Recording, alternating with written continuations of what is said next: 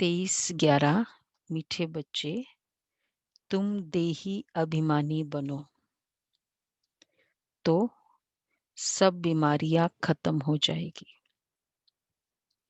और तुम डबल सिरताज विश्व के मालिक बन जाएंगे। जितना देही अभिमानी उतना डबल सिरताज। डबल सिरताज विश्व के मालिक। अच्छा, प्रश्न है,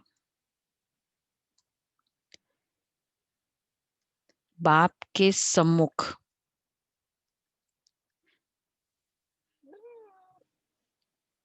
किन बच्चों को बैठना चाहिए? बाबा के सम्मुख बाबा को कौन से बच्चे अच्छे लगते हैं जो बाबा के सम्मुख बैठे, सामने सामने? जो बाबा की मुरली को एंजॉय करते हैं। हाँ, जो एंजॉय करते हैं। और कौन से बच्चे लगते हैं बाबा के सामने बैठे? और जो जिनका चर्निंग भी चलता है कि बाबा ने ऐसे क्यों हम्म, कहा, ऐसे क्यों कहा। बाबा की श्रीमत पर पूरा अटेंशन देते हैं। हम्म। जिन्हें ज्ञान डांस करना आता है, ज्ञान डांस, झूमते हैं, मुरली सुना और झूम रहे। मुरली का मतलब ही है संगीत होता है ना, झूमते हैं। तो जो मुरली सुनते हुए झूमते हैं, ज्ञान डांस करने वाले बच्चे जब बाप के सम्मुख होते हैं तो बाबा की मुरली भी ऐसी ही चलती है। अगर कोई सामने बैठ इधर उधर देखते तो बाबा समझते हैं यह बच्चा कुछ भी समझता नहीं है। इधर मुरली सुनते समय इधर उधर देखा। बाबा ब्राह्मणियों को भी कहेंगे, तुमने ये किसको लाया है? जो बाबा के सामने भी उबासी देते हैं। एक तो इधर उधर देखना, बाबा कहते तवाई हो बैठना। दूसरा उबासी देना, बाबा को बिल्कुल नहीं अच्छा लगता था। बच्चों को तो ऐसा बाप मिला है जो खुशी में डांस करनी चाहिए। तो ज्ञान डांस, ज्ञान का डांस करते हैं, झूमते हैं। मुरली सुनी या झूमा। गीत है, दूर देश का रहने वाला। ओम शांति। मीठे मीठे बच्चों ने गीत सुना। रूहानी बच्चे समझते कि रूहानी बाबा जिसको हम याद करते आए हैं, दुख हरता सुख करता, वात तुम मात पिता, फिर से आकर हमको सुख घनेरे दो। हम दुखी हैं, ये सारी दुनिया दुखी है, क्योंकि यह है ही कलयुगी पुरानी दुनिया। पुरानी दुनिया अथवा पुराने घर में इतना सुख नहीं हो सकता जितना नई दुनिया नए घर में होता है। तुम बच्चे समझते हो कि हम विश्व के मालिक आदि सनातन देवी देवता थे। हमने 84 जन्म लिए। बाप कहते बच्चों तुम अपने जन्मों को नहीं जानते हो कि कितने पाठ बजाया है। मनुष्य समझते 84 लाख पुनर्जन्म है। एक एक पुनर्जन्म कितने वर्ष का होता है? 84 लाख के हिसाब से तो सृष्टि चक्र बहुत बड़ा हो जाए। एक एक आत्मा अगर 84 लाख जन्म ले, सृष्टि की आयु कितनी हो जाए फिर तो। तुम बच्चे जानते हो हम बाप, आत्माओं का बाप हमको पढ़ाने आया है। हम भी दूर देश के रहने वाले हैं। हम कोई यहाँ के रहने वाले नहीं हैं। यहाँ हम पाठ बजाने आए हैं। जो जहाँ का होता नहीं है ना एक्चुअली, तो फिर बोल सकते अब तो मैं चली जाती हूँ। नहीं होता है। जैसे युगल है, या अब तो यहाँ से निकल जाओ, मैं चली जाऊंगी। भाई नहीं बोलते, बहन ज्यादा बोलती है। मतलब क्योंकि लगता है ये उनका घर है। मतलब जहां भी जिसका भी एम्प्लॉइज है, निकल जाओ। तो आत्मा जब दर्द में हो तो क्या कहती है? भगवान उठा ले, बस अब यहाँ से निकल जाओ। तो इसका मतलब एक्चुअली वो यहाँ की नहीं है, तभी बोलती है। समवेयर डीप इनसाइड लगता है। तो बाबा कहते हैं हम भी दूर देश के रहने वाले हैं, हम यहाँ के रहने वाले नहीं हैं। यहाँ हम पाठ बजाने आए हैं। बाप को भी हम परम धाम में याद रहते हैं। अभी इस पराये देश में आए हैं। बाप को भी हम परम धाम में याद करते हैं। शिव को बाबा कहेंगे, रावण को बाबा नहीं कहेंगे, भगवान को बाबा कहेंगे। बाप की महिमा अलग है। 5 विकारों की कोई महिमा करेंगे क्या? देह अभिमान तो बहुत बड़ी बीमारी है। हम देही अभिमानी बनेंगे तो कोई बीमारी नहीं रहेगी और हम विश्व के मालिक बन जाएंगे। उस दिन था मुरली में रोग, ये 5 विकार रोग है, इलनेस है, आत्मा की इलनेस है। तो ये बातें तुम्हारी बुद्धि में है कि हम विश्व के मालिक बन जाएंगे। तुम जानते शिव बाबा हम आत्माओं को पढ़ाते हैं, जो भी और इतने सत्संग आदि है, कहाँ भी ऐसे नहीं समझेंगे कि हमको बाबा आकर राजयोग सिखलाएंगे, राजाई के लिए पढ़ाएंगे। राजयोग है, कई बार बाबा ने कहा ना, प्रजा योग नहीं है, राजा बनने की पढ़ाई है। तो देखो आज राजा बनने वाला पूरा ये है, पुरुषार्थ है। तो क्या पुरुषार्थ है वो एंड में करेंगे। आज का पुरुषार्थ राजा बनाने वाला तो राजा ही चाहिए ना। कोई भी राजा बनाने वाला, अगर हमको राजा बनाने वाला है, मन के राजा है, तो वो भी तो वैसे ही राजा चाहिए। बाबा ने एग्जाम्पल दिया, सर्जन पढ़ाकर आप समान सर्जन बनाएंगे। आप सर्जन की मेडिकल कॉलेज में सर्जन आपको पढ़ा रहा है, इसका मतलब क्लियर है कि आप सभी डॉक्टर्स बनने वाले हैं। तभी तो वो मेडिकल कॉलेज में सर्जन आपको पढ़ा रहा है। एक है लेक्चर देने आया कोई सर्जन, वो तो गेस्ट स्पीकर होते हैं, लेकिन स्टडी कराने वाला जो होता है रेगुलर, इसका मतलब जो स्टडी करने वाले वो कौन है? सब डॉक्टर सर्जन्स बनने वाले होते हैं। है कोई सर्जन यहाँ? डॉक्टर खन्ना है, प्रोफेसर है। तो वो पढ़ाते किसको पढ़ाते? कार्डियोलॉजिस्ट सबको, डॉक्टर्स को पढ़ाते जो सर्जन बनने वाले। तो बाबा कहते हैं, तो बाबा भगवान पढ़ा रहा है, मतलब क्या हुआ फिर? जो पढ़ने वाले वो सब कौन हो गए? राजा बनने की पढ़ाई है, प्रजा बनने की पढ़ाई है ही नहीं है, तभी इसमें दाखिल हुए हैं। अब राजा किसको कहेंगे, प्रजा किसको कहेंगे? कल तो बाबा ने कहा ना, तो आज थोड़ा हम डिटेलिंग में, कोई मिस न करे वो वाला पुरुषार्थ। तो सर्जन पढ़ाकर आप समान सर्जन बनाएंगे। अच्छा, डबल सिरताज बनाने वाला कहाँ से आएगा? जो हमको डबल सिरताज बनाए, इसलिए मनुष्य ने फिर डबल सिरताज कृष्ण को रख दिया,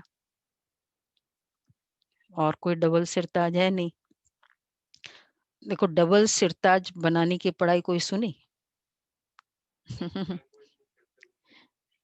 प्यूरिटी का क्राउन और एक राजाई का क्राउन, दोनों क्राउन देते हैं ना बाबा। तो परंतु कृष्ण कैसे पढ़ाएंगे? दूर देश से बाप आकर हमको पढ़ाते हैं, राजयोग सिखलाते हैं। बाप कहते हैं मुझे कोई लाइट व रतन जड़ित ताज है नहीं, वह कभी राजा ही पाते ही नहीं है।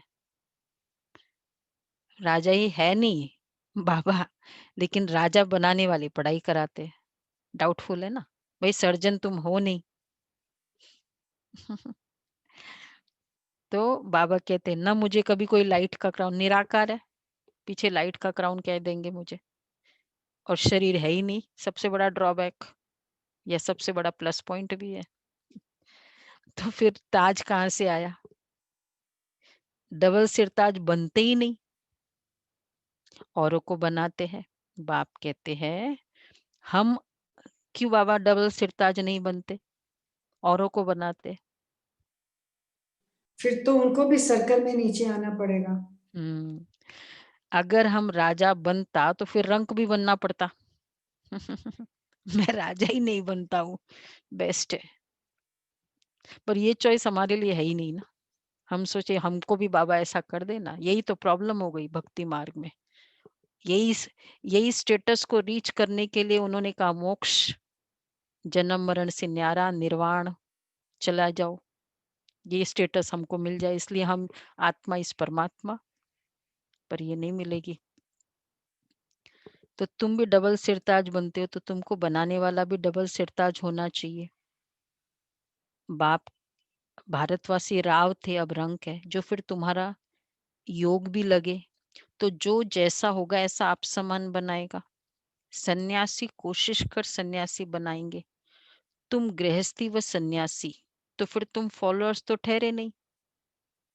कहते फलाना शिवानंद का फॉलोअर है, परंतु वो फॉलोअर है तो फॉलो करने वाले, जो फॉलो करते उसको फॉलो करने वाले, कंप्लीट फॉलो करने वाले, एटलीस्ट बेसिक तो फॉलो करे, कंप्लीट नहीं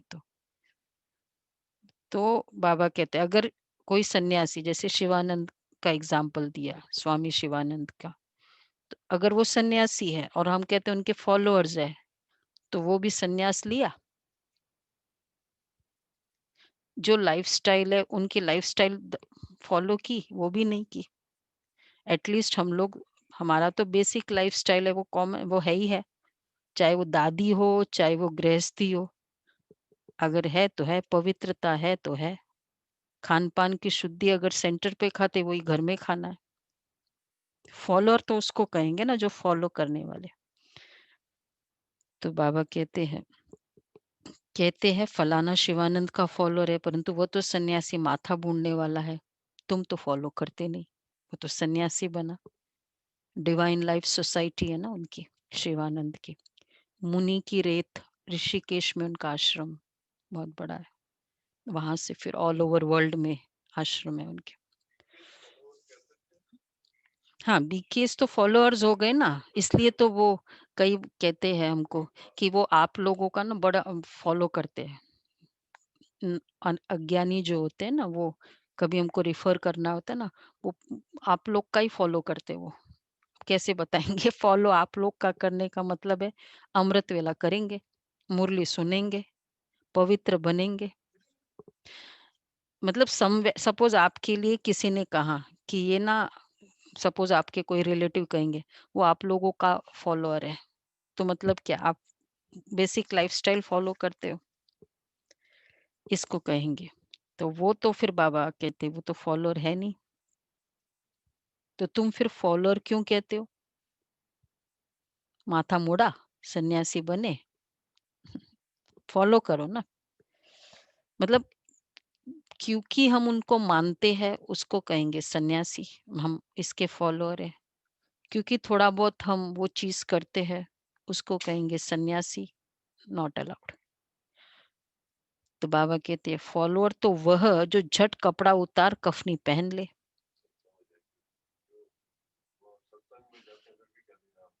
हाँ, वो खाली सत्संग में जाते तो भी कह देते फॉलोअर है। तुम तो गृहस्थी में विकारों आदि में रहते हो और फिर शिवानंद का फॉलोअर्स कैसे कहलाते हो? उनकी तरह करो ना फिर तो, फॉलोअर्स। गुरु का तो काम है सदगति करना, गुरु ऐसे तो नहीं कहेंगे ना फलाने को याद करो, फिर तो खुद गुरु नहीं हुआ। मुक्ति धाम में जाने के लिए भी युक्ति चाहिए।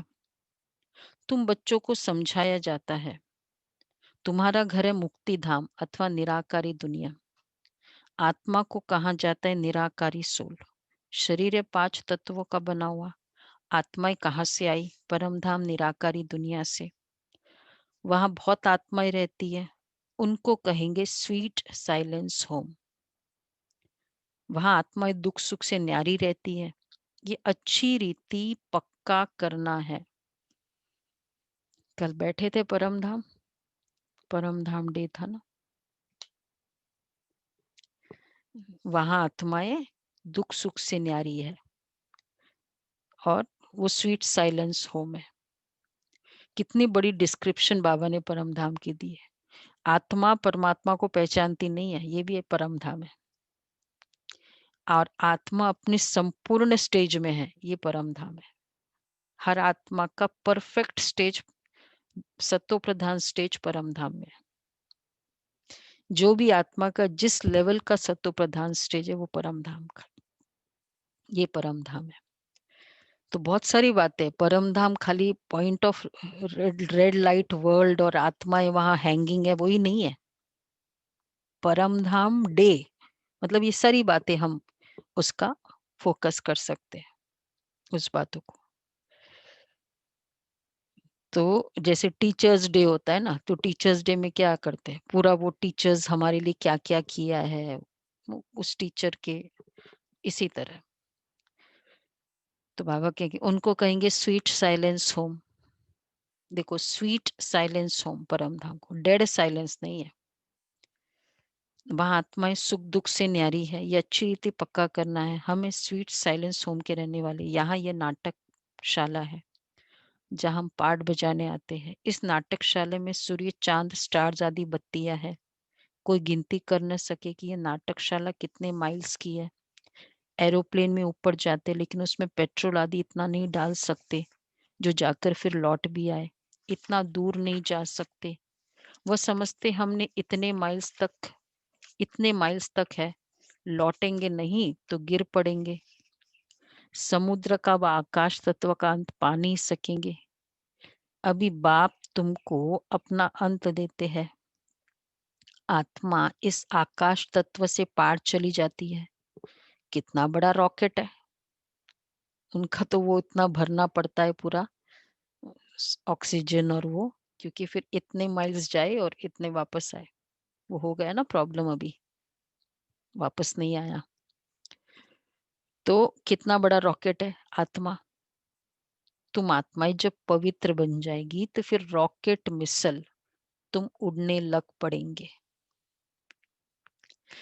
इसका मतलब देखो, एक होता है वो तो हम फाइनली उड़ेंगे सभी, क्योंकि फाइनली सभी पवित्र बनेंगे ही बनेंगे। और एक है अभी भी उड़ना। वही आत्मा बार बार परम धाम जा सकती जो आत्मा पवित्र है। पवित्रता ये रॉकेट है आत्मा का संगम युग में। तो बाबा कहते जब तुम आत्माएं पवित्र बन जाएगी तो फिर रॉकेट मिसल तुम उड़ने लग पड़ेंगे। गया परम धाम बैठा,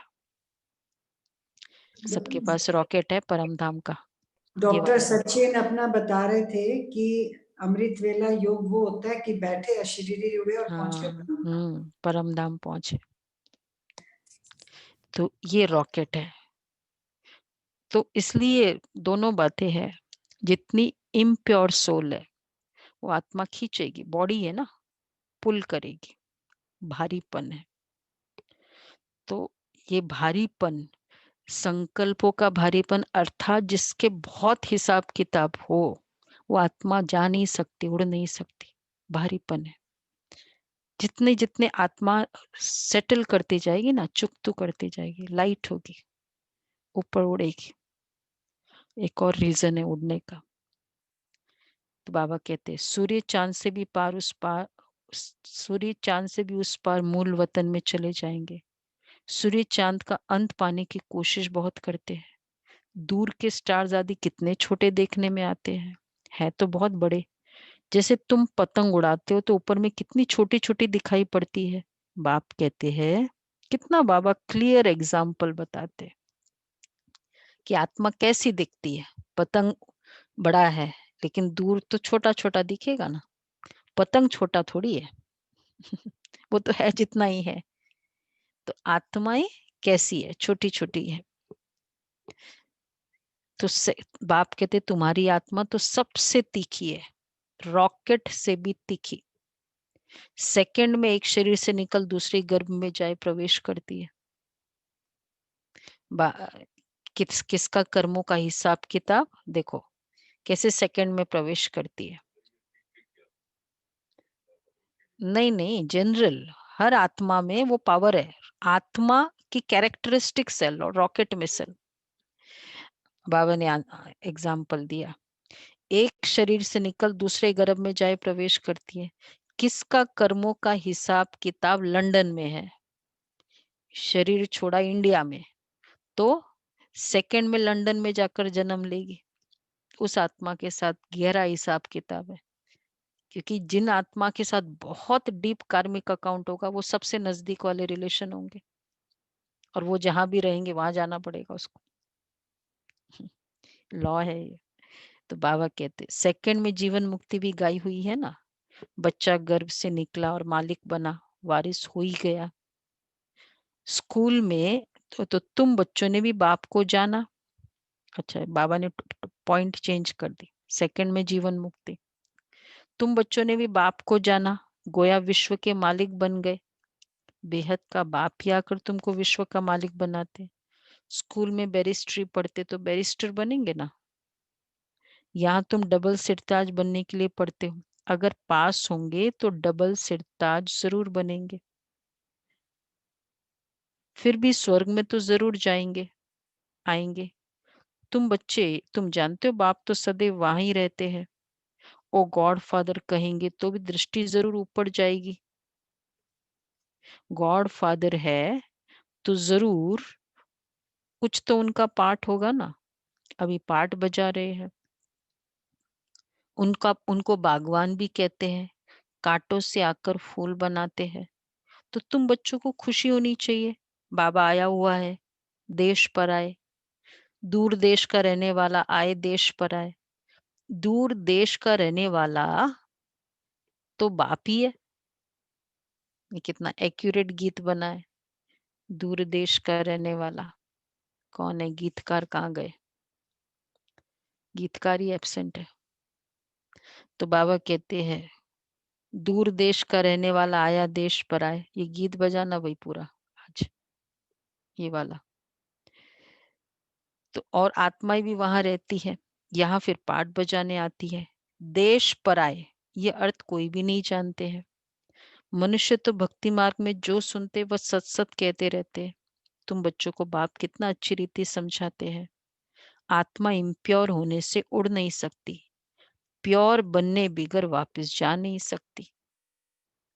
पतित पावन एक ही बाप को कहा जाता है, उनको आना भी है संगम पर। तुमको कितनी खुशी होनी चाहिए, बाबा हमको डबल सिरताज बना रहे हैं।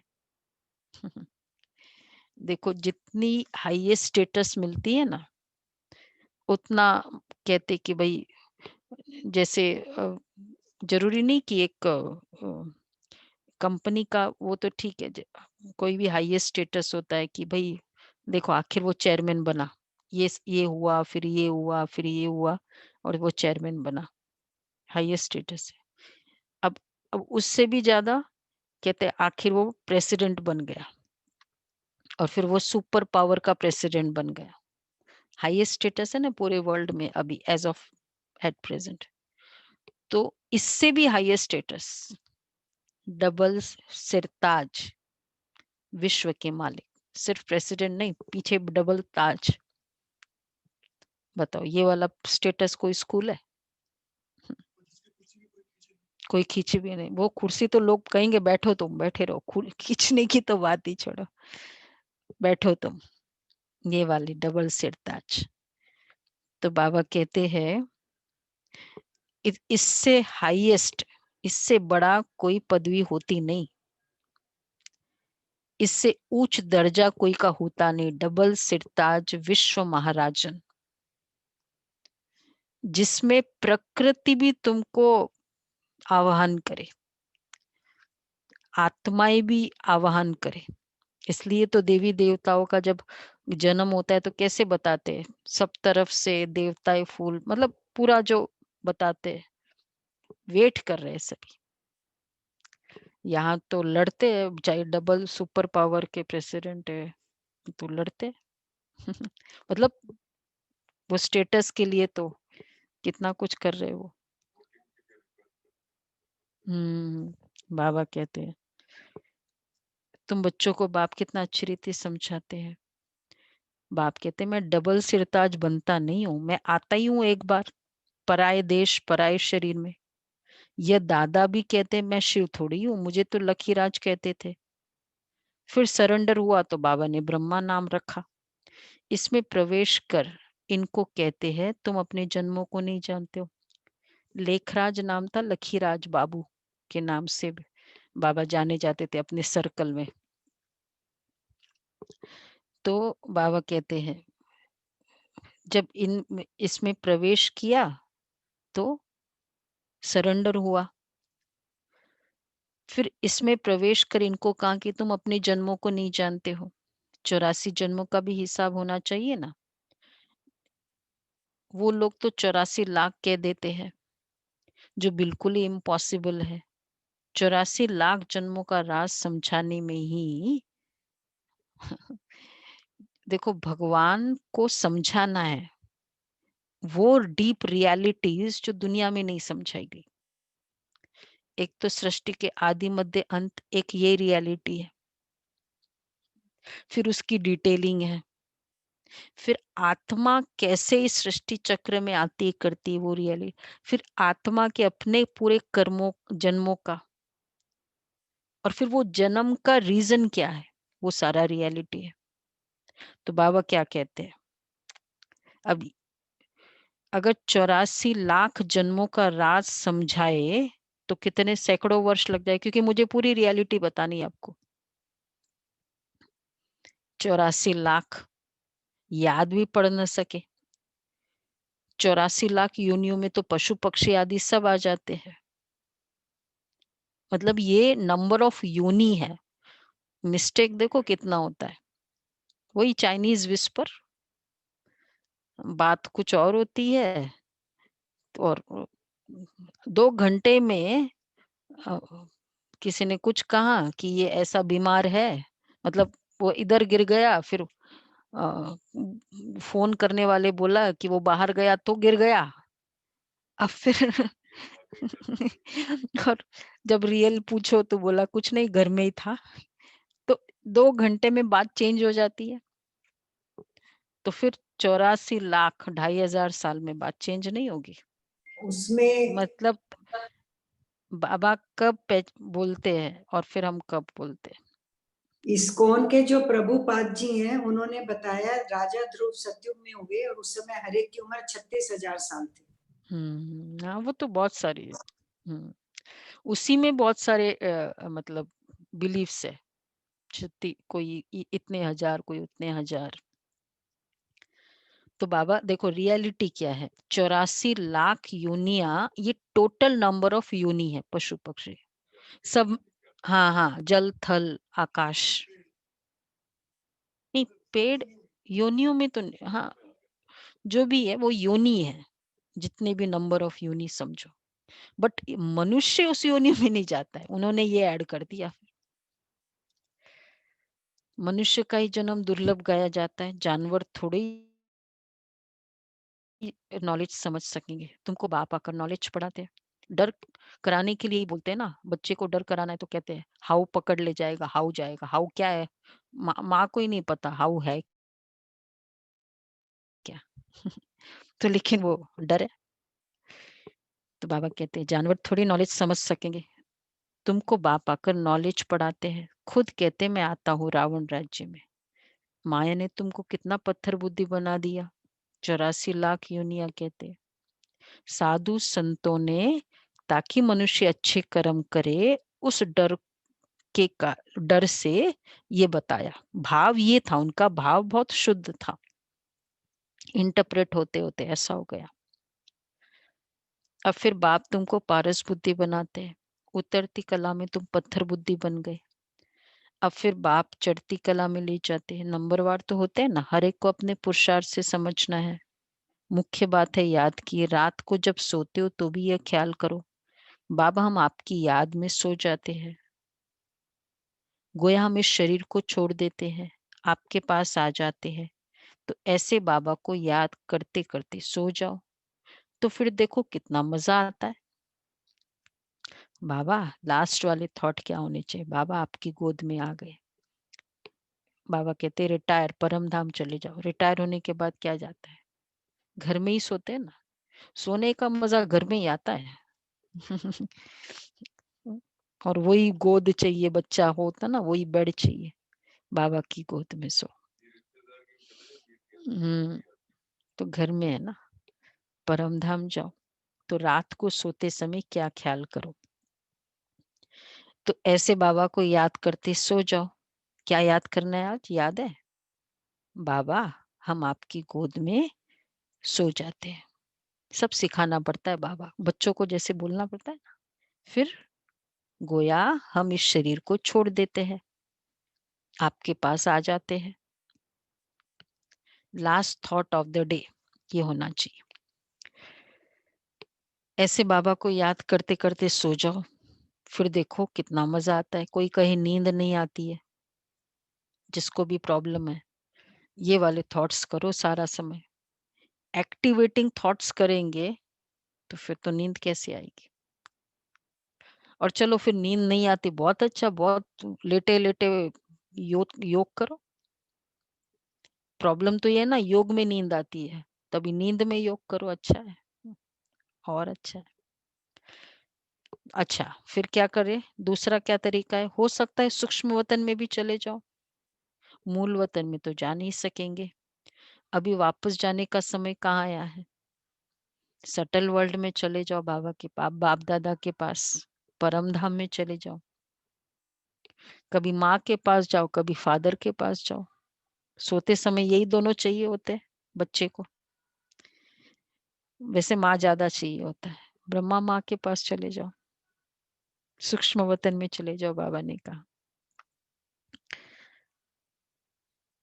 अभी वापस जाने का समय कहाँ आया है? हाँ, साक्षात्कार हुआ बिंदी का, फिर छोटी छोटी छोटी आत्माओं का झाड़ दिखाई देगा। जैसे तुमको वैकुंठ का साक्षात्कार होता है ना, ऐसे नहीं साक्षात्कार हुआ तो तुम वैकुंठ में चले जाएंगे, नहीं। उसके लिए तो फिर मेहनत करनी पड़े। तुमको समझाया जाता है तुम पहले पहले जाएंगे स्वीट होम। साक्षात्कार हुआ और वैकुंठ में चले जाएंगे, ऐसे नहीं।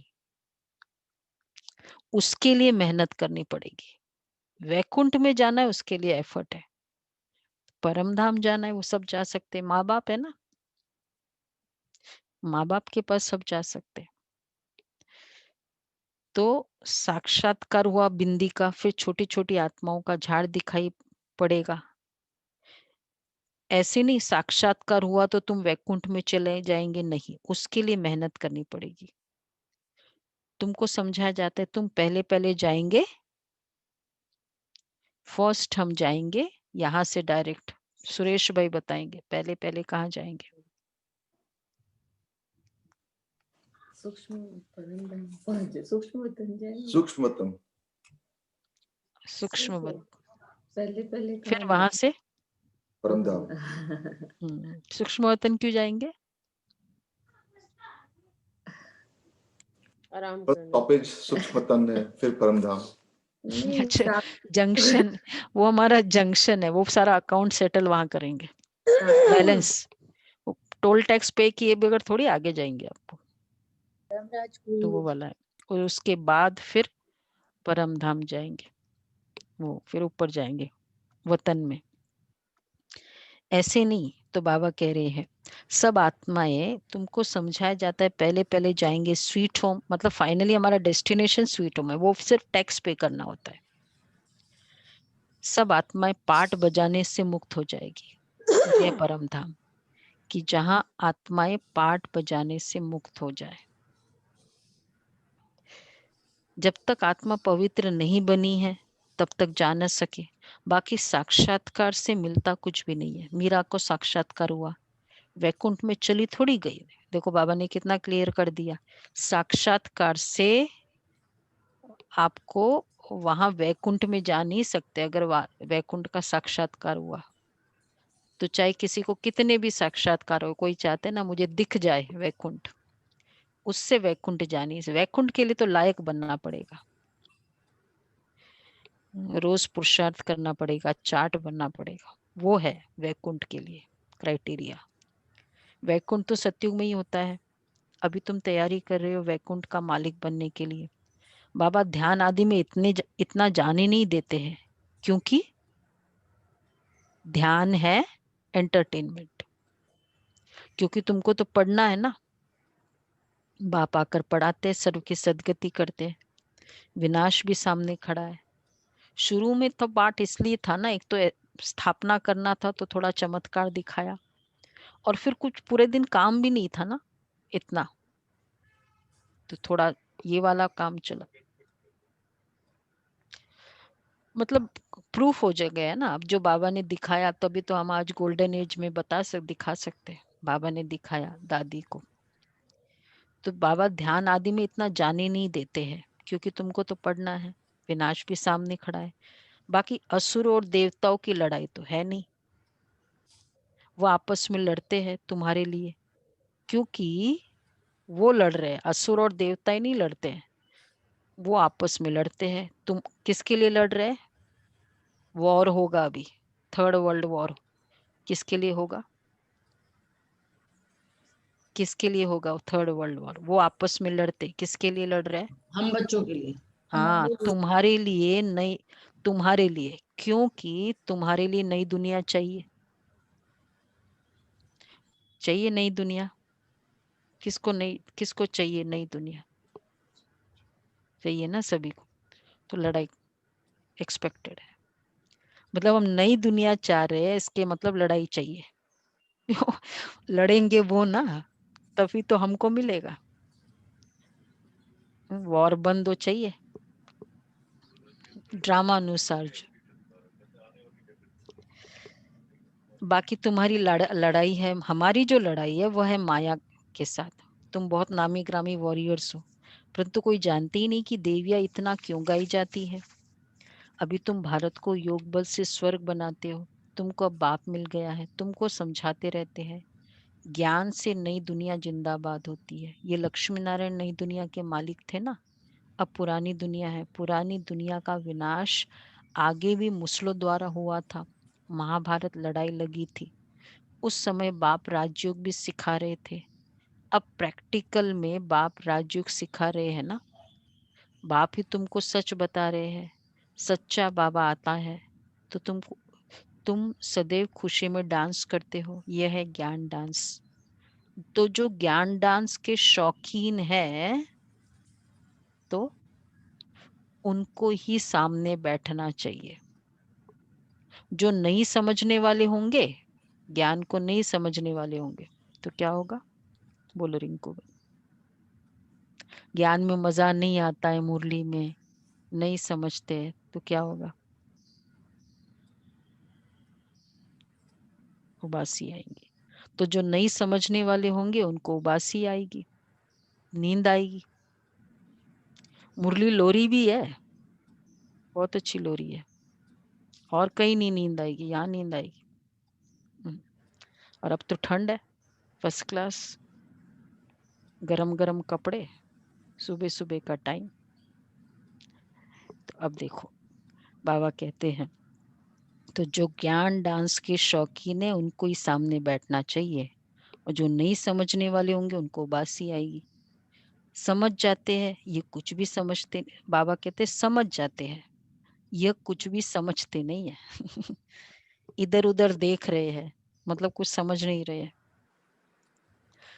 ज्ञान को कुछ भी समझेंगे नहीं तो इधर उधर देखते रहेंगे, अगर ज्ञान को समझेंगे नहीं। बाबा भी ब्राह्मणी को कहेंगे तुमने किसको लाया है? बाबा को तो बिल्कुल नहीं अच्छा लगता था ना, उबासी इतनी सी आए, बोला बाहर। साकार में भी जानकी दादी, आंख बंद कर लो, फर्स्ट बेंचर्स में दादी के सामने, बिल्कुल नॉट अलाउड। तो बाबा कहते हैं ब्राह्मणी को कहेंगे तुमने किसको लाया है? जो सीखते और सिखलाते उनको सामने बैठना चाहिए। जो सीखते हैं और जो सिखलाते हैं वो एकदम सामने बैठे, उनको फिर खुशी होती रहेगी, हमको भी डांस करना है। यह है ज्ञान डांस। ज्ञान का डांस करो।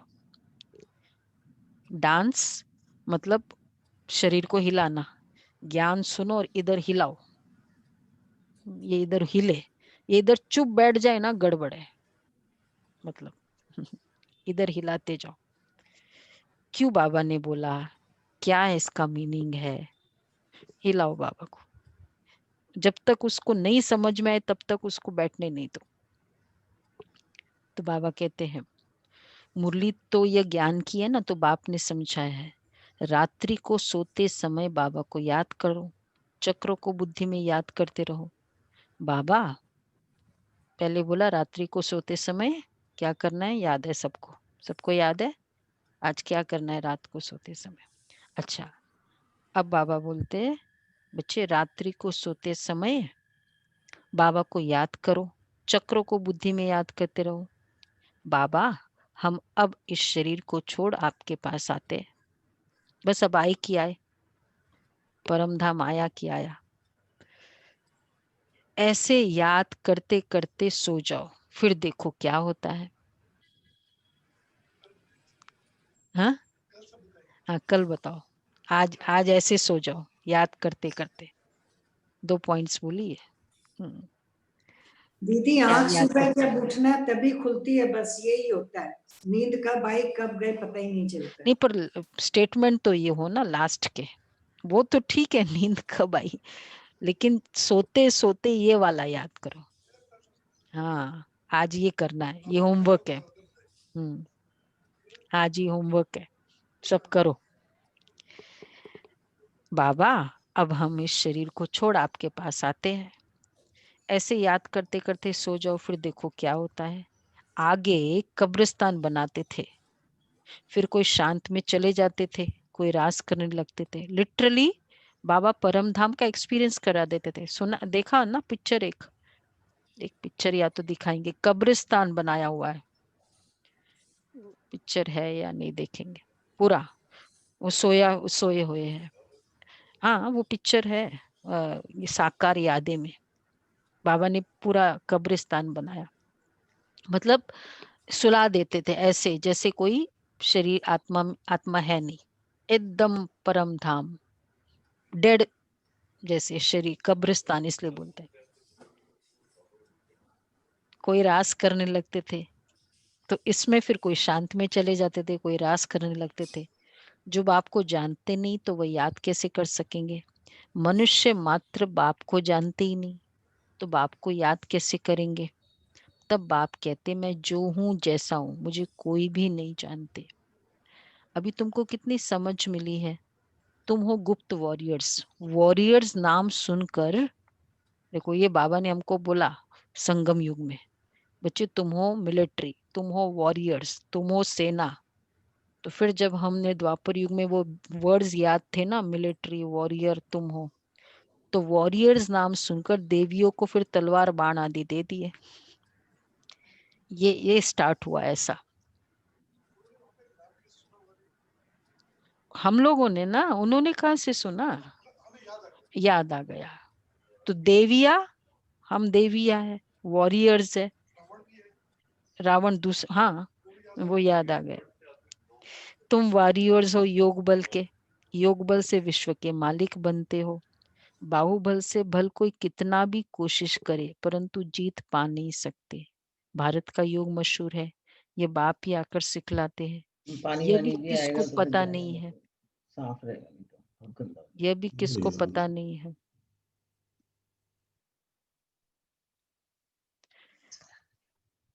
उठते बैठते बाप को ही याद करते रहो। कहते योग नहीं लगता, योग अक्षर उड़ा दो। बच्चे तो बाप को याद करते हैं ना। शिव बाबा कहते हैं मामी कम याद करो, मैं ही सर्वशक्तिवान हूँ, मुझे याद करने से तुम सतो प्रधान बन जाएंगे। जब सतो प्रधान बन जाएंगे तब फिर आत्माओं की बारात निकलेगी। दूल्हा रेडी हो, बाराती रेडी हो, तभी तो बारात निकलेगी ना, आत्माएं परम धाम में जाएगी। क्योंकि एक्चुअली बारात है ना, ऊपर जाना, तो बारात के लिए दूल्हा रेडी चाहिए और दूल्हे के बाराती भी तो रेडी चाहिए। ऐसी अकेला दूल्हा कैसे जाएगा? इसीलिए बाबा क्यों कहते हैं कि परम धाम में अकेला कैसे जाऊं? कौन सी मुरली थी, अब भी मैंने पढ़ी कि बाबा का वायदा है कि सबको साथ लेकर जाऊंगा, तो अकेला कैसे जाऊंगा? तो कहते योग नहीं लगता है। तो बाबा कहते यह है मक्खियों की बारात होती है ना, यह है शिव बाबा की बारात। शिव बाबा के पिछाड़ी सब आत्माएं मच्छरों सदृश भागेगी, बाकी शरीर सब खत्म हो जाएंगे। कहावत है। अच्छा, मीठे मीठे सिके लदे बच्चों प्रति मात पिता बाप दादा का याद प्यार गुड मॉर्निंग। बाप की बाप की रूहानी बच्चों को हम रूहानी बच्चों रूहानी को बच्चों की रूहानी रूहानी बाप दादा को गुड मॉर्निंग और नमस्ते। रूहानी बच्चों की रूहानी बाप को प्यार नमस्ते गुड मॉर्निंग। थैंक यू नमस्ते बाबा। बाबा। गुड धारणा के लिए सार है, रात को सोने से पहले बाबा से मीठी मीठी बातें करनी है। रात को सोने से पहले बाबा से मीठी मीठी बातें करनी है। बाबा, हम इस शरीर को छोड़ आपके पास आते हैं। ऐसी मीठी बातें करो बाबा से। ऐसे याद करके सोना है। याद ही मुख्य है। याद से ही पारस बुद्धि बनेंगे। याद से ही पारस बुद्धि बनेंगे। दूसरा है, 5 विकारों की बीमारी से बचने के लिए देही अभिमानी रहने का पुरुषार्थ करना है। 5 विकारों की बीमारी से बचने के लिए देही अभिमानी रहने का पुरुषार्थ करना है। अथाह खुशी में रहना है। ज्ञान डांस करना है। क्लास में सुस्ती नहीं फैलानी है। क्लास में सुस्ती नहीं फैलाना है।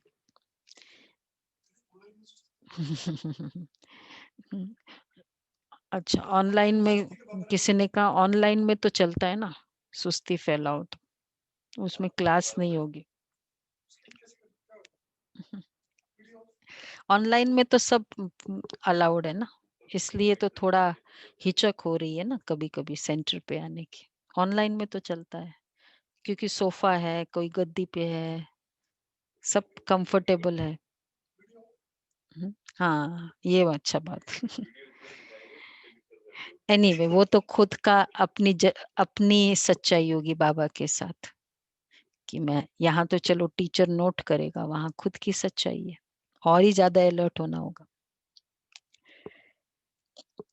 कभी कभी उस समय वीडियो ऑफ कर देंगे, अरे क्या करे फिर। तो फिर तो हम और ही ऑफिशियल बन गए, सुस्ती को और ही ऑफिशियल अलाउ कर दिया उसको। ये भी देखना है। अच्छा, वरदान है, त्रिकालदर्शी स्टेज द्वारा व्यर्थ का खाता समाप्त करने वाले सदा सफलता मूर्त भव। त्रिकालदर्शी स्टेज द्वारा व्यर्थ का खाता समाप्त करने वाले सदा सफलता मूर्त भव। त्रिकालदर्शी स्टेज पर स्थित होना का अर्थात हर संकल्प, बोल व कर्म करने के पहले चेक करना कि यह व्यर्थ है व समर्थ है। हर संकल्प, बोल, कर्म करने के पहले चेक करो ये व्यर्थ है व समर्थ है। व्यर्थ 1 सेकंड में पद्मों का नुकसान करता है। समर्थ 1 सेकंड में पद्मों की कमाई करता है। सेकंड का व्यर्थ भी कमाई में बहुत घाटा डाल देता है। सेकंड का व्यर्थ भी कमाई में बहुत घाटा डाल देता है। 1 सेकंड भी व्यर्थ हुआ जिससे कि हुई कमाई भी छिप जाती है। इसलिए एक कालदर्शी हो कर्म करने के बजाय त्रिकालदर्शी स्थिति पर स्थित होकर करो तो व्यर्थ समाप्त हो जाएगा और सदा सफलता मूर्त बन जाएंगे। तो व्यर्थ और समर्थ। व्यर्थ 1 सेकंड का व्यर्थ पद्मों का नुकसान करता है और समर्थ 1 सेकंड की पद्मों की कमाई कराता है। 1 सेकंड भी व्यर्थ में गया, वेस्ट में गया तो इतना उसका हिसाब है। क्योंकि उस वैसे भी जितना आत्मा मतलब पर्टिकुलर होती है ना, जैसे इतना सिलेबस कंप्लीट करना है जिसका होता है कि अब उसको देखो, एक एक सेकंड की, एक एक मिनट की कितनी वैल्यू होती है जब पता है कि इतना, एक वो नहीं है, एक पूरा वो स्टैंडर्ड होता है, एक सेकंड का महत्व कितना है। वो ट्रेन जिसकी ट्रेन छूट जाती है, फ्लाइट मिस हो जाती है, उसको पूछो एक सेकंड की वैल्यू कितनी है। वो पढ़ाई में जो एग्जामिनेशन जो पेपर देता है उस समय उनको पूछो, एक सेकंड मिलता ना, मैं ये आंसर कर देता, एक मिनट मिलता तो बेसिस में फिर एक एक मिनट सेकंड में, से हाँ गुना सेकंड्स करते में। हैं। तो इसी तरह जिस आत्मा को लगता है मुझे पद्मों की कमाई जमा करनी है, तो उसका एक सेकंड पद्मों की तरह है। एक एक घंटा व्यर्थ में चला जाए तो बहुत बड़ा सोचनीय विषय है फिर तो ये आज का बहुत अच्छा कनेक्टेड है पुरुषार्थ से, संकल्प, मन के संकल्पों से। तो आज का सोमान होगा, मैं हर सेकंड पद्मों की कमाई करने वाली त्रिकालदर्शी आत्मा हूं। हर सेकंड पद्मों की कमाई, एक सेकंड भी व्यर्थ नहीं गंवाना है। तो उसमें याद रखेंगे हम कि हर सेकंड पद्मों का नुकसान होता है। ये सेकंड भी, ये शब्द भी मैं क्यों सोचूं, ये वर्ड भी क्यों दोबारा बोलूं, पद्मों का नुकसान होता है। स्लोगन है, मान शान और साधनों का त्याग ही महान त्याग है। मान शान और साधनों का त्याग ही महान त्याग है। ये भी बहुत अच्छा है। साधनों का भी त्याग, किसको कहेंगे साधनों का त्याग? मान शान और साधनों का त्याग, जो मुझे रॉन्ग कंफर्टेबल करके मुझे अधीन कर रहा है, वो साधन। पिछली मुरली में बाबा ने कहा ना, साधन है सुख लो, अधीनता रॉन्ग है। ये होता है। अच्छा, ये बाबा साधन की